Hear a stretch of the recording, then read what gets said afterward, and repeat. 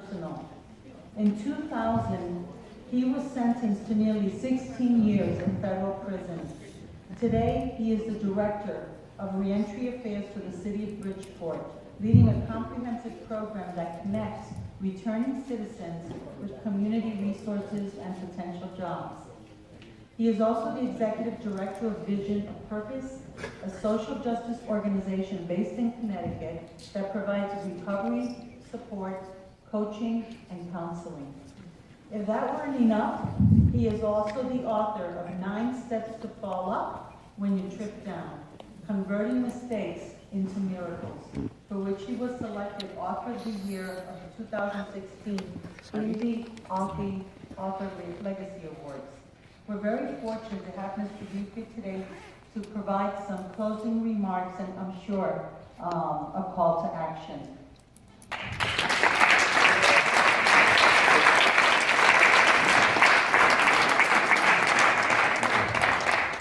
Can everyone hear me well? Yes. Okay, good. So I am more of an interactive speaker. So I want everybody to try this on for size.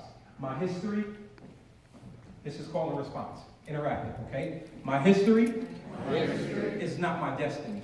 All right, we're going to say this one more time with a little bit more feeling, okay? My history is not my destiny. Now, what I want you to do is I want you to think about the very flagrant mistake that you have actually made in your life. And I want you to pull from that space.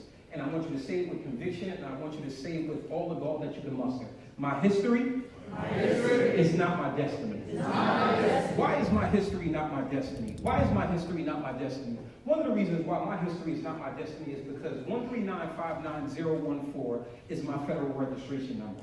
In 2000, as introduced, I was sentenced by the United States District Court to a term of 188 months in federal prison.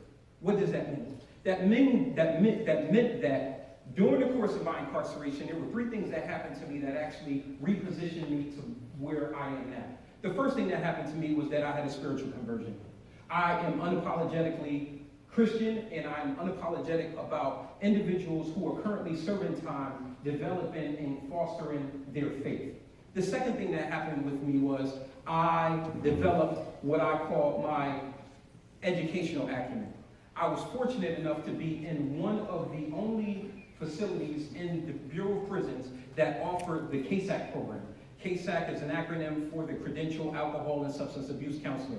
They actually provided us with the educational prerequisites so that we could eventually, post-release, we could do our practicum and certify for a credential. The other thing that happened to me from an education point of view was this. I'm matriculated through university, and I was blessed enough in order for me to be able to get my bachelor's degree in psychology. But the third thing that happened was, and I should have said this first, is that I discovered what my purpose was. I discovered that my history didn't necessarily have to dictate what my destiny would be. Just because I come from a space in life where everything around me is our intergenerational eras of thinking, that didn't necessarily mean that I had to adopt that same mentality. Essentially what that meant, it was this. You know, in one of the steps in my book, I talk about that you can't change a situation with the same mind that created it. Let me say that again in the event if you fell asleep when I was talking. You cannot change a situation with the same mind that created it. It is next to impossible to change a situation with the same mind that created it. One of the things I used to talk to officers about and correctional staffs about, you know, I was at one facility up in MCI Raybrook for 12 years out of that 13 and a half years.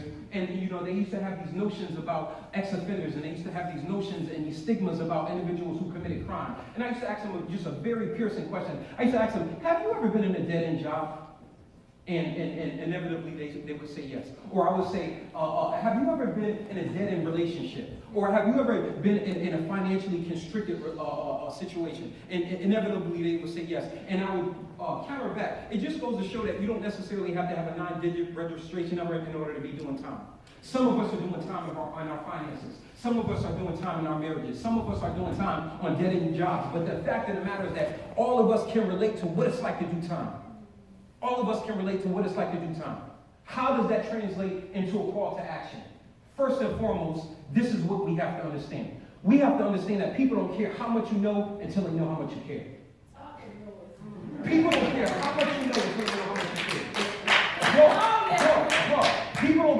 much you know until they know how much you care. You can have more degrees than a thermometer. It means absolutely nothing to people like me. It means absolutely nothing to the individuals who have been on street corners all of their life. It means absolutely nothing to individuals who have been in a prison cell playing spades all of their lives because you come in and you are now an academic and you have the best practices. It means nothing. It means nothing. But what does mean something is the passion that we put into our work. It means what transforms lives. Tomorrow will be 3 years to the day that I was released from federal custody. 3 years to the day that I was released from federal custody. During the interim, I went from being in the prison house to the White House. That's something to celebrate. I went from being in a prison house to the White House. I went from being in the child line to being called by Forbes magazine and being selected as being one of their Forbes coaching council members. Reason being is because I had a plan. And not only did I have a plan, but I had individuals in the correctional institution who actually believed in me. My first U.S. supervised release officer is in this room, Keith Perry. 3 years to the day that I came, shout out to Keith Perry.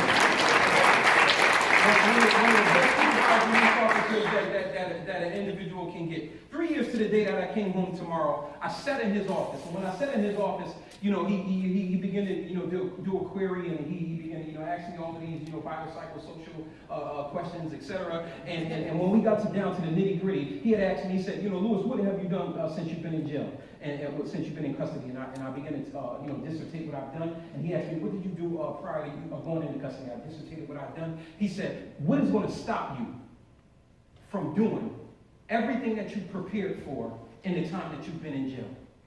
And I responded to him, absolutely nothing. Because I am my own biggest obstacle.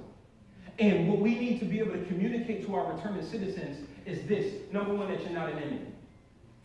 You're not an enemy. Any individual who comes into my office at the city of Bridgeport, I never identify them. I never address them as an enemy. I never address them as an ex-offender. I never address them as an ex-con. The fact of the matter is that you are a returning citizen because two-thirds of the individuals who are in custody will in fact return to society. So what do we have to do? What do we have to do as social service providers? What do we have to do as concerned individuals who want to see people win? This is what we have to do. We have to give individuals a booster shot of enthusiasm. It's not sophisticated. This is not pressure tested by the great scientists of our day. Simply, we have to give individuals a booster shot of enthusiasm. We have to let them know. And I'm in social services, so we call this in social services motivational interviewing. It's just a fancy name of saying, I believe in you. It's just a fancy title that we put on people and that we ascribe to things and say, I believe in you. I believe that you can do it. Why do I believe that you can do it? Because when I look at your jacket, I realize that you made it through things that it would have killed me going through. I realize that for you to have done a state sentence or a federal prison sentence, or for you to be a recovering addict or you having a co-occurring disorders, et cetera, and the beat goes on, the fact of the matter is that you're still standing. And if you're still standing, that means you mean something to God. And if you mean something to God, that means you mean something to me. And if you mean something to me, that means that you mean something to this community. And if you mean something to this community, that means that you can change this community the same way that I changed this community. Amen. Thank you, sister. So, in closing, because I know we all got to get out of here. I got to get back to Connecticut. In closing, I want to leave you with this. I had a conversation with my associate on our lunch break. And it was unrelated, but she said something that was a transferable principle. And if you're taking notes, I want you to write this down. If you are on Twitter, I want you to tweet it. You can post it on Instagram. It's not copywritten. So go ahead on, feel free to use it. She said something. She said, we have to leave people better off than how we found them. Let me say that again. We have to leave people better off than how we found them. If you want to be an effective service provider, If you want to be an effective public servant, if you want to be an effective humanitarian, if you want to be an effective citizen, if you want to be an effective fill in the blank, leave people better than how you found them.